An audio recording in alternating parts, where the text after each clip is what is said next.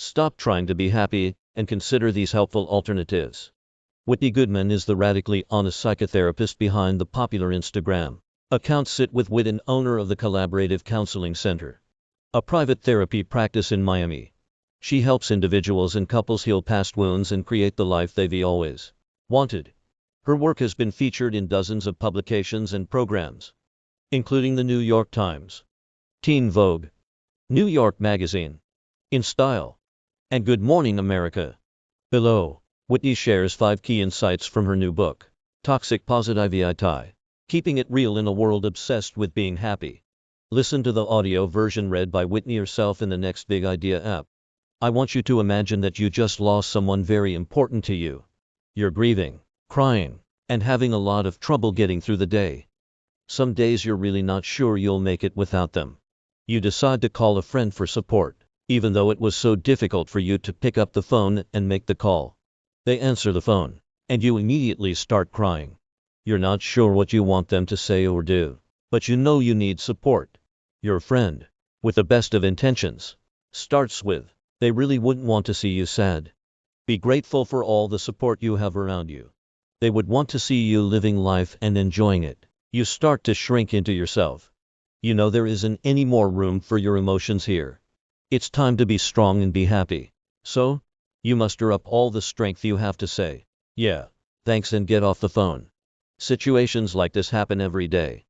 In the deepest moments of struggle, we place an unrelenting pressure on people to be happy, strong, and moving on no matter what the circumstances. This is toxic positivity. Positivity itself isn't toxic. It becomes toxic when used at the wrong time and with the wrong topics. Toxic positivity denies an emotion. When we use toxic positivity, we are telling ourselves and others that a certain emotion shouldn't exist, and that if we try harder, we can eliminate it entirely. Unfortunately, this doesn't make anyone happier. All it does is force us to suppress our emotions, and it drives a wedge between us and the people we care about. Humans love to complain. Having a place to vent is actually one of the most common reasons people ask to work with me. Despite its popularity, complaining has a terrible reputation. Articles and gurus insist that too much complaining lowers your vibration and stops you from achieving your dreams, having friends, and living the life you want. But complaining can actually be quite helpful. It's one of the main ways that we bond with others. It's an effective way to share how you feel, connect, and evoke empathy in the listener. Complaints are how we let people know what we need and how to meet our needs. It also gives us a peek at what is important and what might be bothering us a little too much. To eliminate complaining is not the answer. What matters is improving how you complain. Complaining is most effective when the complainer identify these 3 things, and complaining is more likely to feel useful and effective, and lead to better outcomes. Here are 8 tips for effective complaining. Figure out the complaint. What is really bothering me? Identify the goal. Choose the right audience who can help me. Is there anyone who would understand or relate? Don't always complain to the same people. Pick people who can actually validate you or help with your goal. Decide if it's worth it. Think about the issues that are really important, and complain in moderation. Validate that you may want to complain because you're looking for connection. Is there anything else you can share to connect through something other than a complaint? Write it down. Research shows that writing helps organize experiences and leads to greater understanding of what happened and how to cope. Be as direct as possible. Remember that there are real inequities in the world. There are people who have it worse. The goal is not to eliminate complaining, because when we complain effectively, we can achieve the closeness, support, and change that we all crave. Every week, I host a Q&A on Instagram. Most of the questions sound something like, what do I say when someone is dealing with X? Or, how can I help someone dealing with Y? Toxic positivity might make you feel like there are things you can and can't say, but you can say whatever you want in your relationships. Supporting ourselves and others isn't really about saying the right or perfect thing.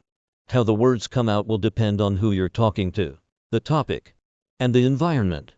When you don't know what to say to someone who is struggling, strive to include these 4 ingredients in your communication: curiosity, understanding, validation, and empathy. Curiosity means always learning about the people around us, and also about ourselves. We're learning about what makes us feel safe, how we like to be helped, and what we need in moments of crisis. What we need and want will evolve throughout our lives. Curiosity is asking questions, being open to change, and knowing that we will never be done getting to know ourselves and others. Curiosity opens the door to understanding, validation, and empathy. Understanding happens after we've used curiosity. Understanding isn't the same thing as agreeing. I can understand why you might feel a certain way without experiencing that feeling myself, or agreeing with it. Understanding is using your curiosity to paint a picture that investigates the why, the how, and the what. Understanding makes room for possibility. Once we understand something, we can validate it. Validation is not the same as endorsement. It simply means that you can see how something is possible and recognize it in yourself, or someone else. This might be challenging at first, but it is absolutely possible. Empathy arrives last.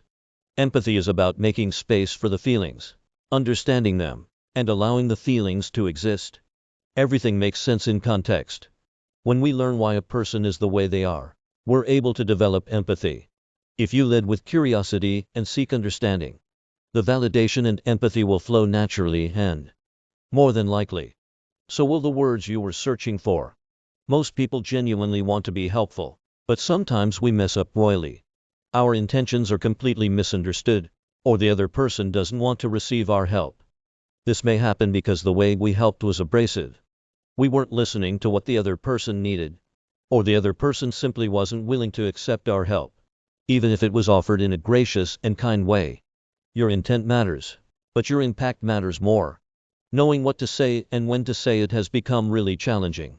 There are so many rules, and it seems like they're always changing. On social media, you'll find a litany of posts that declare what is the right thing to say and what is wrong. This book might even add to the feeling that you just can't seem to get it right. I want you to know that there's no perfect thing to say. Everyone has their own preferences and sensitivities. Intention versus impact are not equal forces that can be completely separated. Intention does matter, and research supports this. In a recent study, participants were administered equal electric shocks. Those who thought the shocks were administered intentionally experienced them as much more painful than those who thought the shocks were administered by accident. People are also highly motivated to assign blame or punish someone when the harmful act is viewed as intentional. Harsher punishments are given for acts that cause more suffering, and intentional why is taken into account. Studies also show that we are more likely to forgive a crime when the reasoning behind it seems just. If we want to be better support people, we have to acknowledge that our intent matters, but our impact matters more. You can hurt someone even if you're trying to be nice. Opt out of the constant quest to find happiness. I know, it sounds counterintuitive, but research shows that the more people see happiness as a goal, the less happy they are. Americans invest more time, energy, and money into finding happiness than citizens of any other country, yet we aren't getting any happier. According to the General Social Survey, there has been almost no change in American happiness levels since 1972. Instead of pursuing happiness, I want you to pursue fulfillment through a value-driven life. A value-driven life makes room for the fact that living in accordance with our values doesn't always mean feeling happy, but it is in alignment with who we are and what we want. The first step is discovering your values. These may change throughout your life, so what you commit to today can always change. Values are not meant to serve as rules or directives, but as guideposts that help you make decisions and feel fulfilled. Start by thinking about your values in each of these four domains: work, education, relationships, personal growth, health, and leisure. In each of these areas, ask yourself. This article originally appeared in the Next Big Idea Club magazine and is reprinted, with permission,